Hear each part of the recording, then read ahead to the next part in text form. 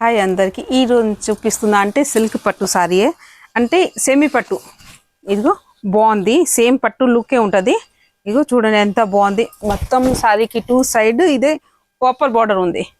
ఇంకా పళ్ళు చూస్తే ఇంకా పళ్ళు కూడా బాగా గ్రాండ్ ఉంది ఇంకా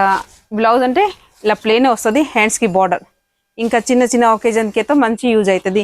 ఇంకా దీనిలో మన దగ్గర కలర్స్ కూడా అవైలబుల్ ఉంది ఇంకా ఫస్ట్ అంటే పింక్ అండ్ బ్లూ చూసినావు కదా నెక్స్ట్ అంటే